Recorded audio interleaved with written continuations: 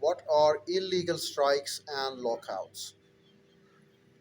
A strike or lockout shall be called illegal if it is declared, commenced, or continued without giving a notice to the other party to the dispute in the prescribed manner, a notice of strike or lockout, or before the date of strike or lockout specified in such a notice.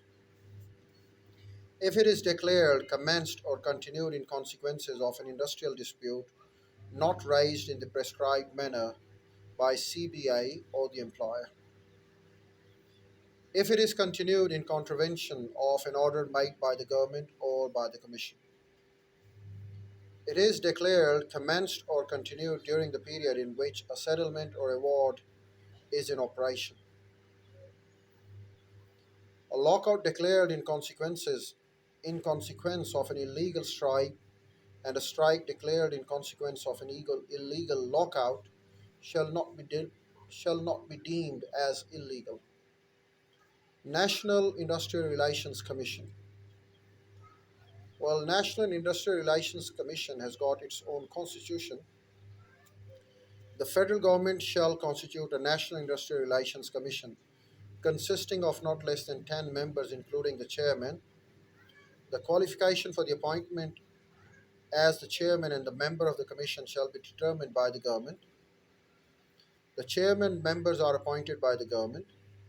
Two of the members shall be appointed to advise the chairman, one to represent the employers and other to represent the trade unions and federation of such trade unions.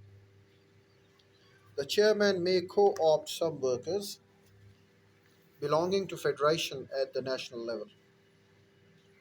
What are the functions and powers of the National Industrial Relations Commission? Well, they are many in number, and I'm just going to enumerate them over here.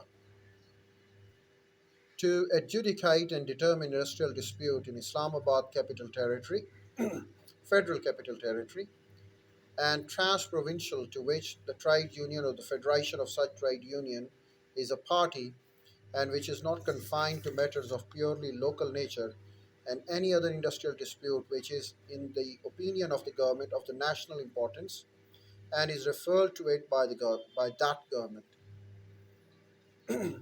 To register trade unions, industry-wise trade unions of an establishment or a group of establishment and federations of such trade unions. To determine the CBIs among the trade unions, industry-wise trade unions, and federation of trade unions. To try offences, to try in the code of justice, the offences punishable which relate to the employers or the workers in trade union, industry-wide trade union, a federation of trade union, or the officers of such unions or federation. To deal with the cases of unfair labor practices on the part of the employers, on the part of the workers, on the part of the trade unions or the persons acting on behalf of them, to take measures to prevent an employer or the workman from committing any unfair labor practice, to advise government, trade unions, industry-wise trade unions, and federation regarding education of workers about the unionism, their rights and obligations, to apportion the cost thereof between the government and the trade unions, federation of such trade unions and employers, to take measures to prevent an employer or workman from committing unfair labor practice, to deal with the cases of individual grievances, to exercise exclusive jurisdiction over the establishment or group of establishment in Federal Capital Islamabad Territory or trans-provincial area, to exercise other powers and functions as government may, by notification in official gazette, assigned to it from time to time, to punish any person who obstructs or disobeys any of its directions or does anything which constitutes contempt of code with an imprisonment of 6 months or fine up to Rs 50,000 or both.